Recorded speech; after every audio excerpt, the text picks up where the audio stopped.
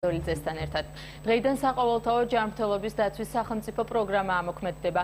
პროგრამის მიმდინარეობას ჯანდაცვის მინისტრი დავით სერგეენკო პირადად გაეცნო. 2 მილიონ ადამიანს, რომელიც არანაირი სადაზღვევო პაკეტი არ იყო უზრუნველყოფილი, შესაძლებლობა ექნება შეფერხებისა და ყოველგვარი შეზღუდვის გარეშე ოჯახის ექიმს მიმართოს. პროგრამის ფარგლებში ასევე მოხდება გადაუდებელი შემთხვევის კვალიფიციური მართვა სამედიცინო დაწესებულებებში მთელ საქართველოს ტერიტორიაზე.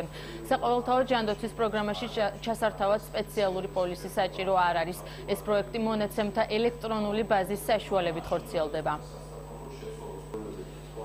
Fellow შეემატა იმ ქვეყნების რიგს, რომელსაც აქვს იმის პატივი და შესაძლებლობა, რომ კონდეს უნივერსალური ჯანდაცვის სისტემა.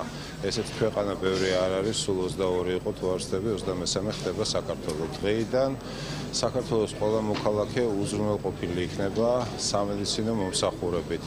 ოღონდ ცხადია, რომ ეს სამედიცინო მომსახურება არ იქნება ნებისმიერი ყველა სახის სამედიცინო სერვისის დამფარავი დასაწყის ეტაპზე. ეს მოსახლეობისთვის ძალიან დიდი შეღავათია.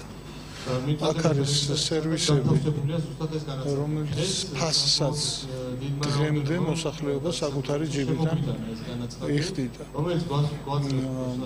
პაკეტი საკმაოდ ვრცელია, თუმცა მომდევნო ეტაპზე მისი გაფართოებაც არის დაგეგმილი. კლინიკები ვართ აბსოლუტურად მობილიზებული, მდადვართ რომ მივიღოთ უკვე პაციენტები სრული დატვირთვით და მომემსახუროთ შესაბამისად მაღალკვალიფიციური სერვისით. მინისტრთა და სამინისტროს წარმომადგენლებთან შედგა არაერთი შეხვედრა და ყველა ინფორმაცია, რომელიც იყო ჩვენთვის საინტერესო, პრინციპში უკვე მივიღეთ დეტალური ინფორმაცია და შესაბამისად პაციენტებს შევძლებთ უკვე რომ გაუწიოთ სრულყოფილი მომსახურება.